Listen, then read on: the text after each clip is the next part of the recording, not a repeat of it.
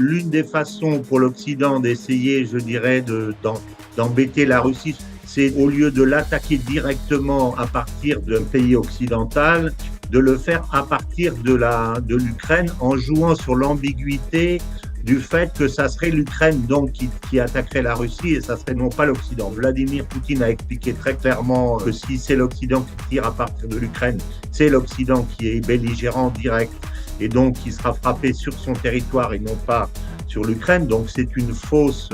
il était nécessaire d'intégrer cette nouvelle donne pour faire comprendre, par exemple, que supposons qu'un Tomahawk tape sur une centrale nucléaire russe, la Russie a peut-être envie d'un échelon intermédiaire sans envoyer une bombe nucléaire sur la France ou sur l'Allemagne ou sur les États-Unis. Donc, je dirais que la nécessité d'une certaine forme de gradation, d'abord, il faut remplir ce vide et répondre à cette menace spécifique.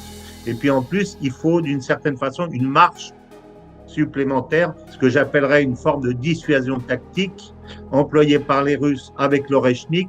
Et on voit qu'actuellement, ils sont en train de fabriquer des Oreshnik à grande vitesse, puisqu'ils en fabriquent 2 par semaine. Et on peut considérer que dans un an, ils en auront une centaine. Et à ce moment-là, ils seront parfaitement pourvus pour répondre à cette forme de guerre qui est ce que j'appelle la dissuasion tactique, alors que l'Occident sera très gêné parce qu'eux n'auront pas la possibilité